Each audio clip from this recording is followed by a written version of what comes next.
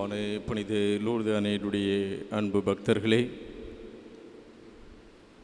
மே மாதம் மாதாவின் மாதம், மாதாவுக்கு அர்ப்பணிக்கப்பட்ட இந்த மாதாவின் வணக்க மாதத்தில் மே மாதத்தினுடைய முதல் சனிக்கிழமை என்று வில்லியனூர் வெடிவெளி புனித லூர்து அன்னையினுடைய பக்தர்களாக இந்த அருள் தலத்தை திருத்தலத்தை நாம் தேடி வந்திருக்கின்றோம். பிரியமான சகோதர சகோதரி, ஜப்பானில் ஒரு சாமானிய மனிதர், ஹோண்டா என்று பெயர் கொண்ட ஒரு சாமானிய மனிதர். அவர் தன்னுடைய விடாமுயற்சியாலும் கடின உழைப்பாலும் காருக்கு பயன்படுத்தக்கூடிய பிஸ்டன் என்ற அந்த உதிரி பாகத்தை தயார் செய்தார். எனவே அன்று ஜப்பான் நாட்டில் வாழ்ந்த ஹோண்டா என்ற அந்த சாமானிய மனிதர் தான் உருவாக்கிய அந்த பிஸ்டன், காருக்கு பயன்படுத்தக்கூடிய முக்கியமான ஒரு பாகம். எனவே அந்த பிஸ்டனை அவர் விற்பனை செய்வதற்காக டொயோட்டோ என்ற அந்த கார் கம்பெனியிடம் செல்கின்றார். ஆனால் அவர் அந்த பிஸ்டனை எடுத்து செல்கின்ற பொழுது அதை வாங்குவதற்கு தயாராக இல்லை. விமர்சனம் செய்தார்கள், அதை ஏற்றுக்கொள்வதற்கு தயாராக இல்லை. எனவே மீண்டும் மீண்டுமாக இவர் முயற்சி செய்து அதை எப்படியாவது விற்றுவிட வேண்டும். தான் தயாரித்து தன்னுடைய கடின உழைப்பு, விடாமுயற்சி, அதனுடைய பயனாக தான் கண்டுபிடித்த அந்த பிஸ்டனை அந்த சாமானிய மனிதர் ஹோண்டா எப்படியாவது விற்றுவிட வேண்டும் என்று அவர் நினைத்தார். எனவே ஒரு கட்டத்தில் அங்கு சமரசம் செய்கின்றார்கள். அதை டொயோட்டோ அந்த கார் கம்பெனி பெற்றுக்கொள்கின்றார்கள். எனவே அதிகமாக விற்பனை செய்ய ஆரம்பித்ததால் இவர் ஒரு தொழிற்சாலையை ஆரம்பித்து அதை அதிகமாக அந்த பிஸ்டனை தயார் செய்கின்றார். அதிக எண்ணிக்கை அதிகப்படுத்துகின்றார். ஆனால் ஒரு சூழ்நிலையில் அந்த தொழிற்சாலையானது விபத்துக்கு உள்ளாகி அது தரைமட்டமாகின்றது.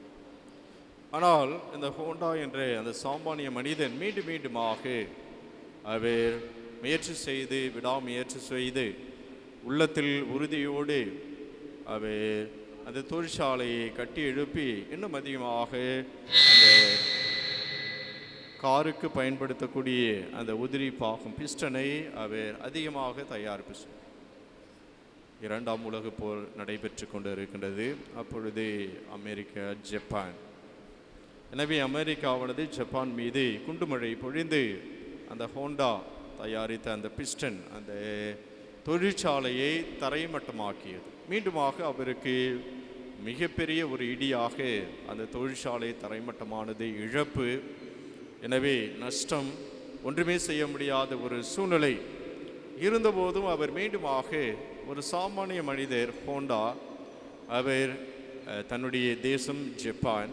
எனவே அங்கு மீண்டுமாக அந்த பிஸ்டனை தயாரிக்கின்ற அந்த தொழிற்சாலையை கட்டி எழுப்பி மிக பிரபலமான இன்று நாம் அனைவரும் பயன்படுத்தக்கூடிய ஹோண்டா கார் கம்பெனி, ஹோண்டா வாகனங்கள், இவற்றையெல்லாம் தயாரிப்பு செய்தவர் அந்த ஜப்பான் நாட்டில் வாழ்ந்த சாமானிய மனிதர் ஹோண்டா.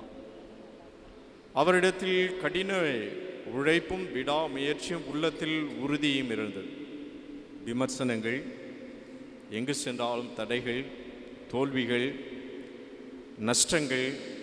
எனவே இப்படியாக தன்னுடைய வாழ்க்கையில் அவர் எல்லாவற்றையும் சந்தித்தாலும் மீண்டுமாக அவர் தன்னுடைய அந்த தொழிலை உயர்த்துகின்றார், முயற்சி செய்கின்றார், கடினமாக உழைக்கின்றார், தனது கடின உழைப்பின் நேரத்தை அதிகப்படுத்துகின்றார், உள்ளத்தில் உறுதியோடு செயல்பட்டார். இன்று நாம் அனைவரும் அந்த உயர்தர அந்த ஹோண்டா கம்பெனி வாகனங்களை நாம் பயன்படுத்துகின்றோம். பிரியமான சகோதர சகோதரி, இன்றைய முதல் வாசகத்தில் புனித பவுலடியா அவர் யூதர்களுக்கு நற்செய்தியை அறிவிக்கின்றார். அவ்வாறு அறிவிக்கின்ற பொழுது அவரை எதிர்த்தார்கள், விமர்சனம் செய்தார்கள், ஏற்றுக்கொள்வதற்கு தயாராக இல்லை. அவர் எங்கு சென்றாலும் அவருக்கு எதிர்ப்புகள், தடைகள், தோல்விகள்.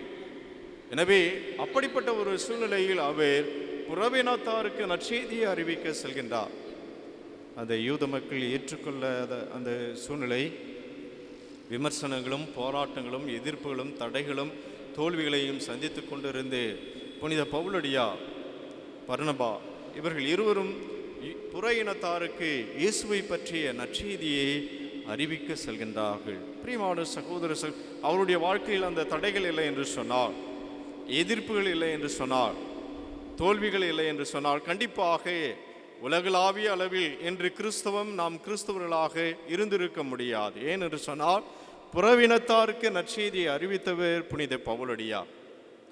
இயேசு கிறிஸ்துவை மற்ற மக்களுக்கு அறிவித்தவர் புனித பவுலடியா. அவருடைய வாழ்க்கையில் அந்த எதிர்ப்புகள் இல்லை என்று சொன்னால், தடைகள் இல்லை என்று சொன்னால், விமர்சனங்கள் இல்லை என்று சொன்னால், கண்டிப்பாக அவர் யூத மதத்தை தாண்டி புற இனத்து மக்களுக்கு இந்த உலகளாவிய கிறிஸ்துவத்தை கொண்டு வந்திருக்க முடியாது, கிறிஸ்துவத்தை கட்டி எழுப்பி இருக்க முடியாது. எனவே அவர் உள்ளத்தில் உறுதியோடு செயல்பட்டார்.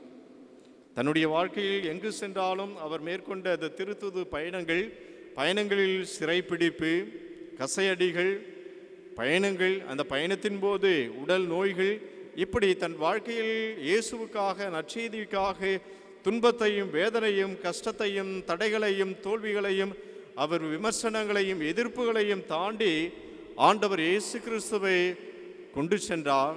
உள்ளத்தில் உறுதியோடு செயல்பட்டார். தன்னுடைய வாழ்க்கையில் வந்த தடைகளை எல்லாம் படிக்கற்களாக மாற்றினார். அதனால்தான் இன்று கிறிஸ்துவம் உலகளாவிய அளவில் உயர்ந்து இருக்கின்றதை பெற்று கொண்டிருக்கும் நாம் இயேசுவை பெற்று கொண்டிருக்கின்றோம்.